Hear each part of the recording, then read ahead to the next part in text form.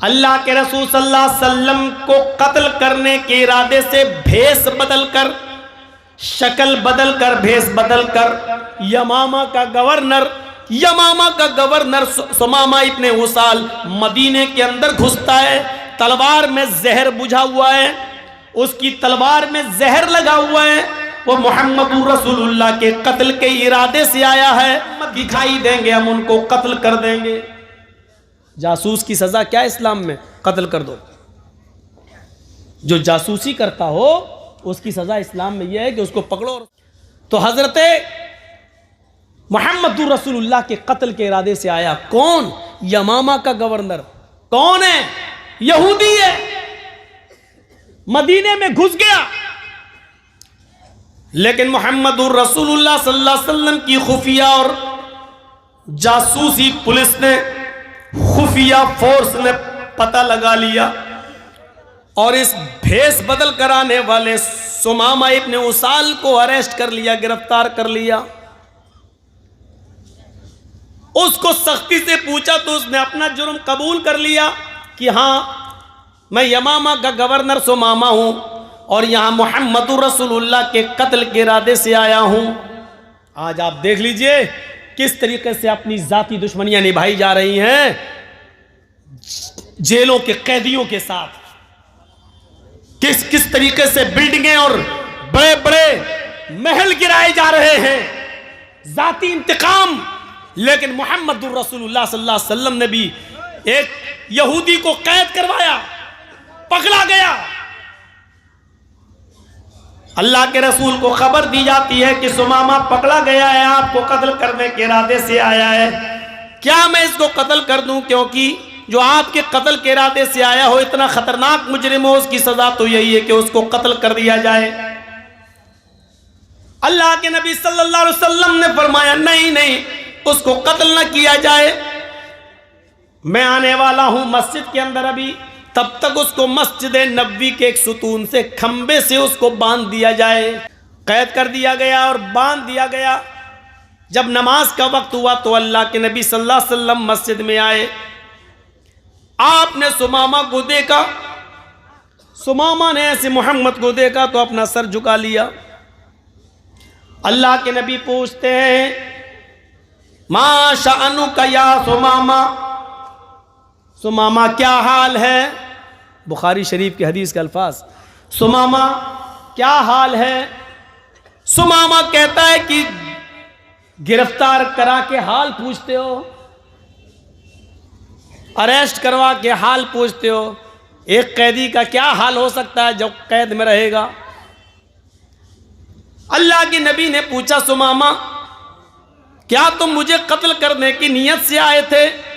اس نے کہا ہاں۔ جانتے ہو اس کی سزا کیا ہے؟ بہت اچھی طریقے سے جانتا ہوں، اس کی سزا یہی ہے کہ جو آپ کو قتل کرنے کے ارادے سے آیا ہے اور پکڑا گیا ہے تو اس کو بھی قتل کر دیا جائے۔ آپ نے کہا ثمامہ اب تم بتاؤ کہ میں تمہارے ساتھ کیا سلوک کروں؟ جرم تو تمہارا بڑا ہے، ایک تو بھیس بدلا، شکل بدلی، تلوار میں زہر لگایا، میرے قتل کے ارادے سے مدینے میں میری پرمیشن کی بغیر انٹری کی، اور ہمت دیکھو مجھے قتل کرنے کے لیے آئے۔ سزا تو یہی ہے کہ تم پکڑے گئے تمہیں قتل کر دیا جائے، لیکن پھر بھی میں تم سے پوچھتا ہوں کہ بتاؤ تمہارے ساتھ کیا سلوک کیا جائے؟ اے ثمامہ بتاؤ تمہارے ساتھ کیا کروں؟ ثمامہ کا جواب سنو۔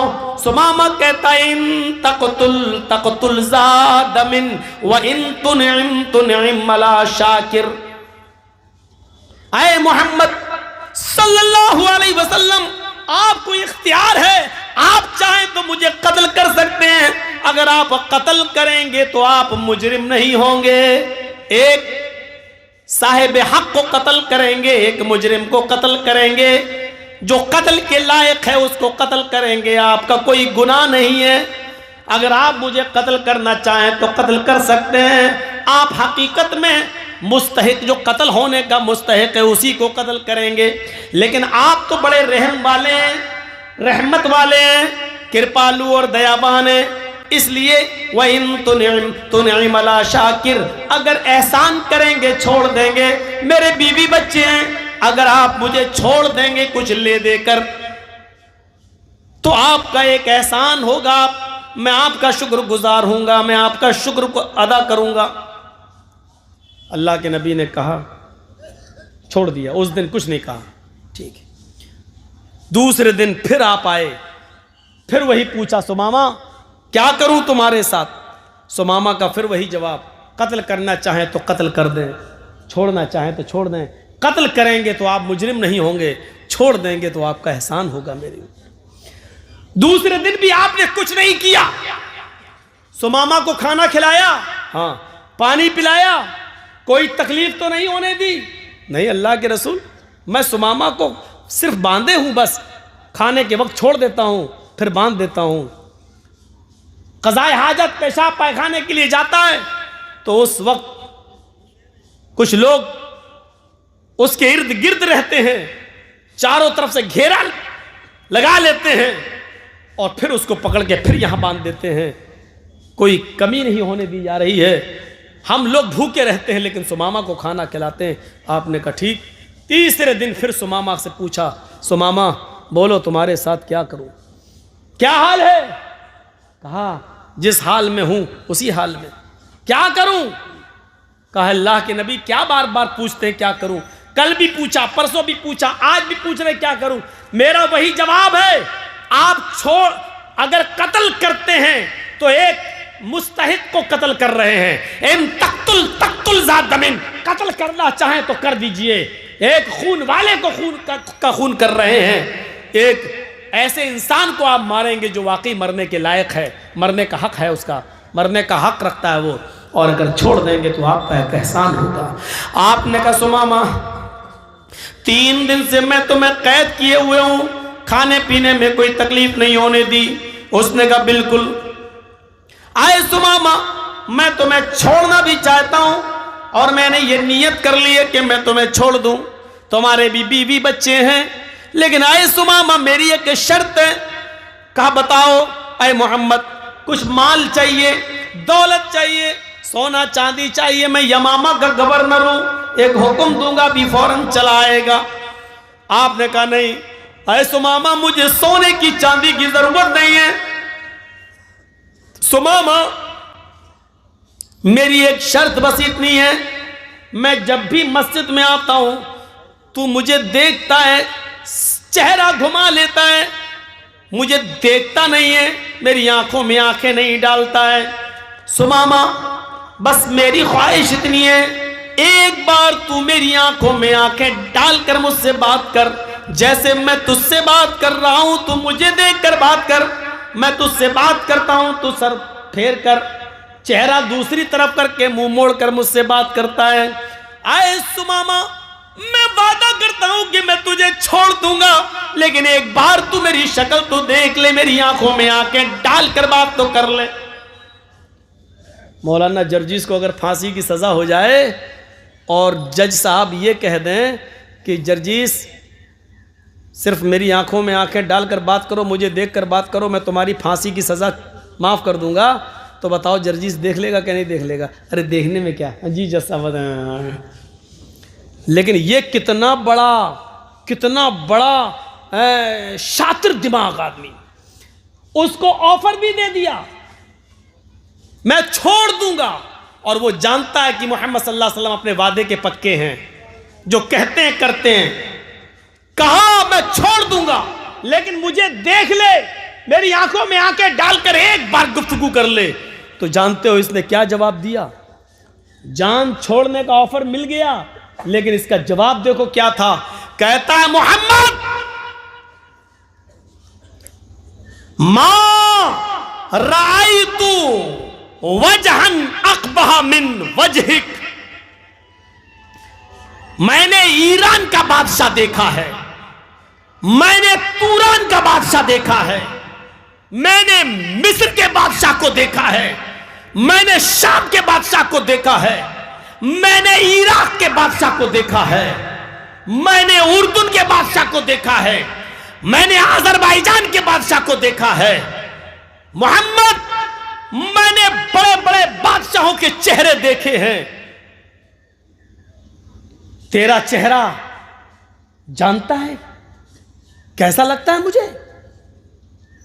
ما رأیت وجہا اقبح من وجہک، چہروں میں سب سے گندا اگر کسی کا چہرہ ہے، سب سے بدصورت اگر کسی کی شکل ہے تو اے محمد تیری ہے، جا، نہیں دیکھتا تیرا چہرہ، قتل ہو جانا گوارا ہے، تجھے دیکھنا گوارا نہیں۔ ذرا غور کیجئے، ضد دیکھیے اس کی۔ ما رأیت وجہا اقبح من وجہک، دنیا میں بڑے بڑے چہرے دیکھے، سب سے گندا چہرہ تیرا چہرہ ہے، نہیں دیکھتا۔ جس چہرے کو عرش والے نے سراجم منیر کہا ہو،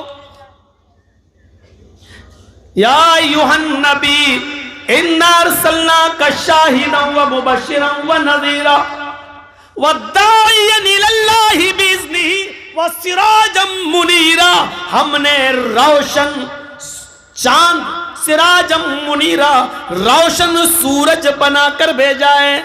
جس چہرے کو اللہ تعالیٰ نے چمکتا ہوا روشن سورج کہا ہو، اس کو یہ سب سے گندا چہرہ کہہ رہا ہے۔ جس چہرے کو کبھی ام سلیم نے اندھیرے میں دیکھا تو کہنے لگتی ہے محمد اندھیری رات میں میرے پاس آئے تو ایسا لگا جیسے میرے گھر میں کسی نے چراغ روشن کر دیا ہو۔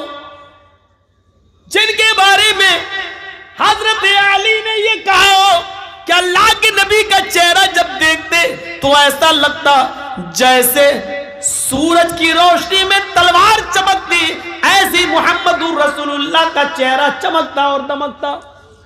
اور جس چہرے کو دیکھ کر کبھی حسان ابن ثابت نے کہا تھا وَأَحْسَنَ مِنْكَ لَمْ تَرَ قَطُّ عَيْنِي وَأَجْمَلَ مِنْكَ لَمْ تَلِدِ النِّسَاءُ، میری آنکھوں نے آپ سے زیادہ حسین کوئی چہرہ ہی نہیں دیکھا، اور دنیا کی کسی عورت نے آپ سے زیادہ خوبصورت بچہ پیدا ہی نہیں کیا، آپ سے زیادہ حسین بچہ پیدا ہی نہیں کیا۔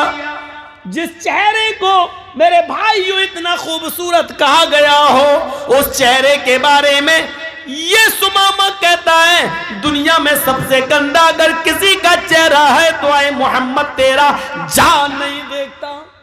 حضرت عمر فاروق نے کہا اللہ کے رسول وہ آپ کے چہرے کو سب سے گندا چہرہ کہتا ہے، صرف آپ کا اشارہ ہو، اس کی گردن ابھی یہی تڑپ رہی ہوگی، اس کے جسم سے الگ کر دیتا ہوں۔ فرمایا نہیں نہیں اے عمر، گورنر ہے یمامہ کا، اونچی پوسٹ پر ہے، اور جو اونچی پوسٹ پر ہوتا ہے اس کی عقل کچھ زیادہ ہی ہوتی ہے، اس کو کچھ تکبر ہوتا ہے، اس کو بھی اپنی گورنری پر تکبر ہے، جانے دو۔ اے سمامہ ٹھیک ہے، میری شکل نہیں دیکھتا مت دیکھ، میرا چہرہ نہیں دیکھتا مت دیکھ، اچھا جا ذرا میرے کچھ صحابیوں کے ساتھ اس مدینہ کو دیکھ لے، اس بستی کو دیکھ لے، ایک چکر لگا لے، دیکھ یہاں کیسا امن برس رہا ہے، کیسی شانتی برس رہی ہے، کتنا امن کا ماحول ہے، ذرا جا اور میری اس مدینے کی بستی کو دیکھ لے۔ سمامہ پیچھے سر کر کے کہتا ہے اے محمد نہ تجھے دیکھتا ہوں نہ تیری بستی کو دیکھنا گوارا ہے، جس طرح تیرا چہرہ سب سے گندا، ما رأیت بلدا اقبح من بلدک، تیری بستی بھی سب سے گندی بستی، تیرا شہر بھی سب سے گندا شہر۔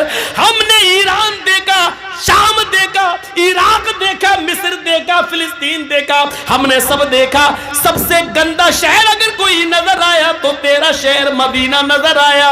قتل ہو جانا گوارا، نہ تیرا چہرہ دیکھنا گوارا، نہ تیری بستی دیکھنا گوارا۔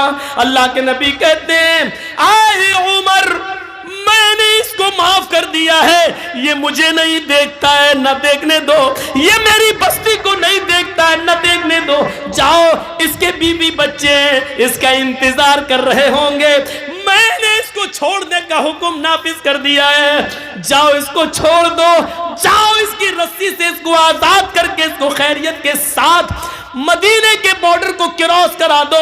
دیکھو مدینے کی بستی سے کراس کرانا تمہاری ذمہ داری ہے. اس مدینے میں اس کا کوئی قتل نہ کر دے. میں نے اس کو چھوڑ دیا ہے اور مدینے کے بارڈر تک اس کو حفاظت کے ساتھ پہنچانا تمہاری ذمہ داری. لے کے چلنے لگے. سمامہ مسجد سے باہر نکلا. مسجد نبوی کی چوکھٹ سے مڑ کر دیکھتا ہے کہ چلو دیکھ ہی لو اس کا چہرہ, دیکھنے میں حرج کیا ہے, اب تو چھوڑ ہی دیا ہے. بہت کہہ رہا تھا دیکھ لو, اتنا سب کچھ کہنے کے بعد بھی چھوڑ دیا. ایسی ایسی باتیں سنتا تھا ان کے بارے میں, لیکن اتنا سب کچھ کہنے کے بعد چھوڑا. چاہے گیا مسجد کے دروازے سے نکلا, اللہ کے رسول اس کو مسجد کے دروازے تک چھوڑ دے آئے. دشمن کو چھوڑ دیا ہے. جو قتل کرنے آیا تھا محمد رسول اللہ کا, اس کو چھوڑنے کے لیے. اور سیکھو, اس کو نہیں معلوم کہ پیچھے پیچھے اللہ کے رسول آ رہے ہیں. دروازے پہ گیا, پیچھے مڑ کے دیکھتا ہے کہ دیکھ لوں. جیسے اس نے پیچھے مڑ کے دیکھا سامنے محمد رسول اللہ کھڑے ہیں. کہا سمامہ یہ تمہیں چھوڑ کے آئیں گے. اب اس نے قریب سے نبی کی شکل دیکھی, پھر آگے بڑھتا ہے. عمر کہتے ہیں آہستہ آہستہ چلو, لیکن وہ تیز تیز چل رہا ہے. سمامہ جتنی تیزی کے ساتھ قدم آگے بڑھاتا ہے, اس کا دل دگنی رفتار سے پیچھے کی طرف بھاگ رہا ہے. سمامہ کے پیر آگے کی طرف, لیکن سمامہ کا دل جناب محمد رسول اللہ کی طرف. 2 میل دور چلا گیا. جو گاؤں ملا, اس گاؤں میں ایک کنواں نظر آیا. اس کنویں کے پاس آ کر بیٹھ گیا. ڈول سے پانی نکالا. صحابہ کو مسجد نبوی کے پاس کنویں کے پانی سے نہاتے ہوئے دیکھا, اسی طریقے سے نہایا, غسل کیا, اور غسل کرنے کے بعد پھر لوٹ کر واپس آنے لگا. حضرت عمر کہتے ہیں کہاں جا رہے ہو؟ ہمیں مدینے کے بارڈر تک چھوڑنے کا حکم دیا گیا ہے. سمامہ سنتا ہی نہیں ہے. سمامہ سیدھے سیدھے بھاگتا ہے, آگے آتا ہے اور مسجد نبوی کی چوکھٹ کو پکڑ لیتا ہے. کہتا ہے محمد ابن عبداللہ. اللہ کے نبی ابھی بھی مسجد نبوی میں بیٹھے ہوئے تھے, اپنے صحابہ کرام کے ساتھ کچی زمین پر بیٹھے ہوئے تھے. ہاں, مٹی کے اوپر بیٹھے ہوئے تھے. اس نے اپنے صحابہ کے بیچ میں محمد رسول اللہ کو بیٹھے ہوئے دیکھا. اس نے سمجھ لیا چاروں طرف ستاروں کے بیچ میں جو سب سے زیادہ چمک رہا ہے 14ویں رات کی طرح, وہی محمد رسول اللہ ہے. اس نے زوردار الفاظ میں کہا محمد ابن عبداللہ. اللہ کے نبی پیچھے مڑ کے دیکھتے ہیں, کہتے ہیں اٹھ گئے. سمامہ کیا ہوا؟ مدینے میں کیا کسی نے پریشان کیا؟ میں نے تمہیں چھوڑ دیا تھا. کیا میرے کسی صحابی نے تمہیں گالی دی؟ میرے کسی ساتھی نے تمہیں مارا؟ عمر کو بھیجا تھا تمہارے ساتھ بارڈر تک چھوڑنے کے لیے. پھر کیا بات ہے کہ تم یہاں آ گئے ہو؟ کیا عمر نے تمہاری گردن پہ تلوار رکھی؟ جواب دیتا سمامہ روتے ہوئے, نہیں اے اللہ کے نبی ایسا کچھ نہیں ہے. میں اب قید ہو گیا. جب رسی سے بندھا تھا تو آزاد تھا, جو من میں آتا تھا بولتا تھا. آپ کے خلاف بھی زہر اگلتا تھا, لیکن جب آپ نے مجھے آزاد کر دیا تو حقیقت میں وہ آزادی نہیں دی. آپ نے مجھے اپنے دل کا گرویدہ بنا لیا ہے, اپنے اخلاق کی رسی میں باندھ دیا ہے. مجھے معاف کر کے میرے بیویوں بچوں پہ احسان کر کے آپ نے مجھے خرید لیا ہے. اے محمد ابن عبداللہ, یمامہ کا گورنر تھا, آج گورنری کا تاج اتارتا ہوں اور محمد کے پیروں کے جوتے صاف کرنے کے لیے, محمد کی غلامی کرنے کے لیے تیار ہوں. مجھے بھی اپنا غلام بنا لو, مجھے بھی اپنے مذہب میں لے آؤ, مجھے بھی اسلام سے جوڑ دو.